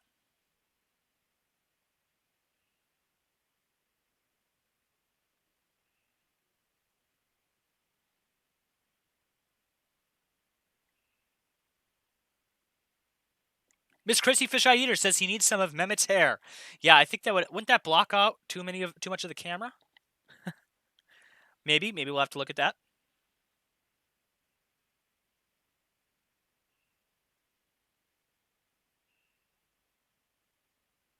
Toz6 says, Nemico, what effect do you think Zelensky's assassination would have on Ukrainian morale?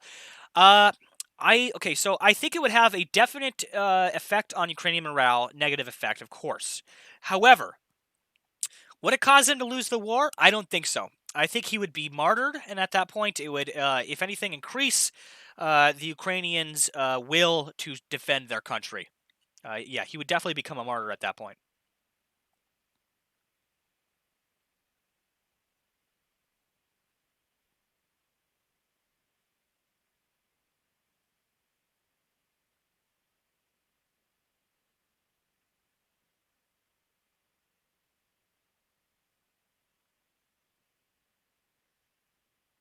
Mimi says, "I feel like Zelenskyy is really holding things together." Yes, that is true.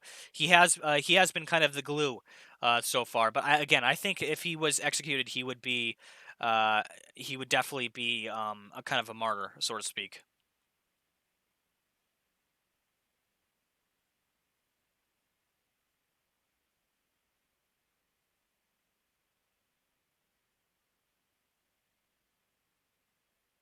CCCP says, Nemico, have you watched the Oliver Stone documentary called Ukraine on Fire? Yes, I've seen bits of it. Of course, I've been following the Ukrainian crisis since 2014, right from the Maidan all the way up to the annexation of Crimea. And so I'm very familiar with all those events. Ukraine on Fire was really a documentary, is kind of a kind of a catch-up, so to speak, for people that aren't really familiar with what's been going on in and around Ukraine. I do believe it's a great watch though, and a lot of people have recommended that for people that want to maybe learn a little bit more about kind of what's going on with this whole war. Ollie says, I don't know how profitable the war is going to be. The cost to rebuild Ukraine is going to be astronomical. Yes, that is very true. The collateral damage here to infrastructure and not just infrastructure, but to civilians has been immense.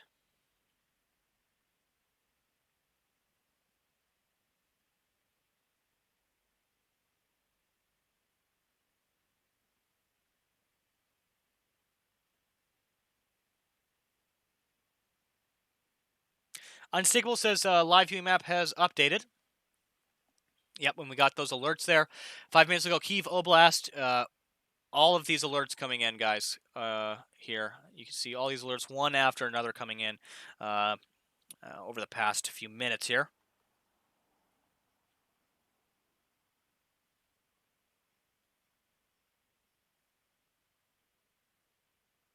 Lost B83 says, "Was it a Ukrainian tank that point blank shot at the troops?" I saw that video. I still haven't got confirmation on that. If it was, I believe it was Russian. It was a Russian tank that shot those Ukrainian troops. It was originally reported that it was maybe possibly a friendly fire incident that occurred. I still myself have not got. I didn't go looking for the concrete information on that. I saw those videos though. They were absolutely devastating. Horrific footage there of that strike on those Ukrainian soldiers.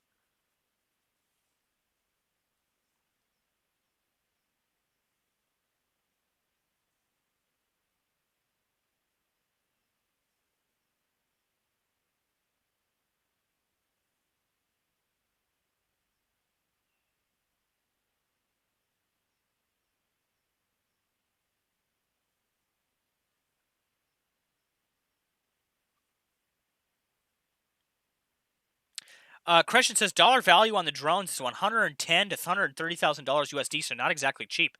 Yeah, I mean, damn, that is a pretty big price tag for those Orlan drones. Again, though, that is on the cheaper end of the spectrum when it comes to that military hardware.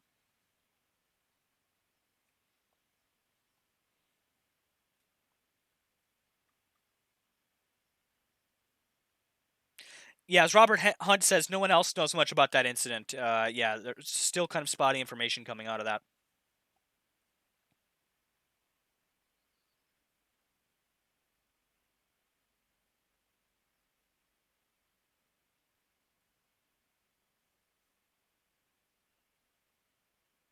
Annette says again, thank you for all your updates, Nemico. Thank you so much, Annette, for tuning in this evening.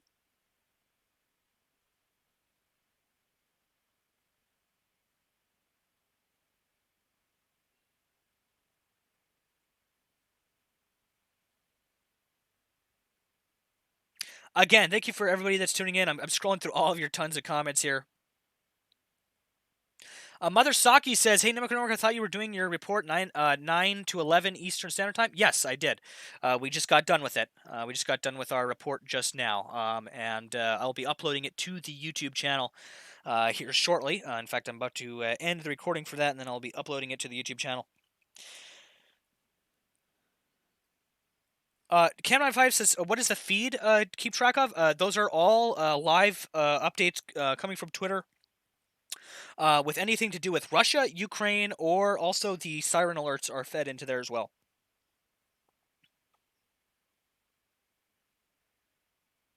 Dutch asks if Yoro is still in Kiev. I can tell you that he isn't in Kiev at this time. However, I will have more updates on him in the coming days. Here, I plan to have him on the show, and we will have an update. We'll have kind of an interview update with him.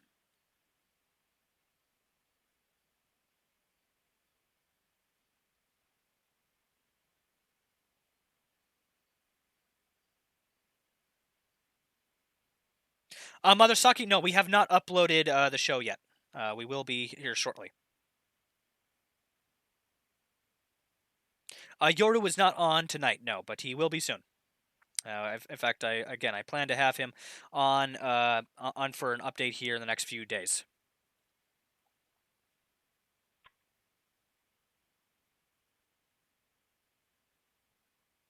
Paul says him reading and answering chat questions is awesome. Paul, thank you so much for tuning in tonight. That means a lot to me. I'm glad to have you here. Thank you so much for tuning in.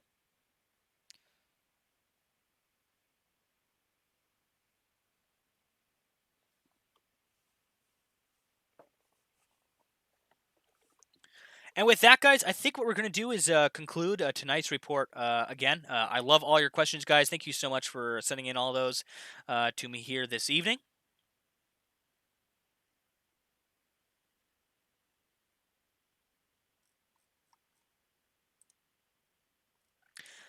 For anybody that is looking for any of our sources or looking at any of, would possibly want to maybe find our cams or find any of the sources of information like our maps that we're using, like this live UA map, or any of the other open source intelligence sources that we've been using in these updates.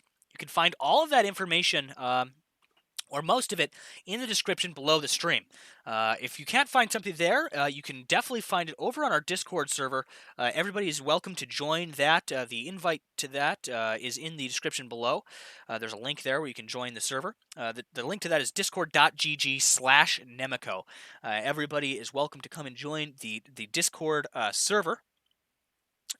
There's information being exchanged there 24/7, even when I'm not on here giving reports. If you guys want the fastest information by far is over on our Discord server, without a chance. Raindrop says you didn't finish reading my question. Hold on, I'll go up and see if I can find it here, Raindrop. I'm going to have to scroll up here, try to find it. I actually cannot find your comment, Raindrop. Trying to find it here. Yeah, I actually don't see your question, Raindrop. I don't know if you want to ask that again real quick, and I might be able to get that to you. Sorry about that. Again, I try to answer everybody's questions. The best way to get anything to me, if you guys want to PM data to me, if you want to PM a report to me or anything, the best way to get that information to me is to send it to me on the Discord server. That's the best way to get that information. Again, there's links to everything you guys need in the description below this video or the stream if you're watching this live. Andrea Zen asks again if Mehmet is okay. Heard Kiev was attacked today. Yes, Kiev was attacked just a short while ago. Mehmet is safe. Again, I'll have an update for him probably tomorrow or the next day if I can get if we can get him on the show. I will be having him on for an interview. Again, guys, thank you for everybody that tuned in this evening. You can tune back in to our live stream. We do these nightly reports every night at 9 p.m. to 11 p.m. Eastern Standard Time. That is 4 a.m. to 6 a.m. Ukraine time, or Kyiv time. Again, I'll be coming back at you guys tomorrow with not only a revamped streaming setup here, we're going to be making some changes to the stream, but we'll have fresh reports for you guys tomorrow evening. To everybody that tuned in this evening, thank you guys, every single one of you, okay? Every single one of you on Twitch, every single one of you on YouTube, all of you guys over on Discord that are tuning in as well. Thank you guys so much for tuning in this evening. It means a lot, and I'm glad to have you guys along here for the journey. Again, if you haven't already, hit that subscribe button. It's the best way to get notified when new videos or streams go live. It's also the best way to support the channel. If you're on Twitch, you can always press that follow button. It's the best way, again, to get notified when streams go live. And if you haven't already, like this video, like the stream, share it if you can. If you want to share it with your friends. And until next time, guys, this was your nightly news report for the ongoing war in Ukraine for April 14th of 2022 from Nemico Network. Again, until next time, guys, stand by and thank you for tuning in.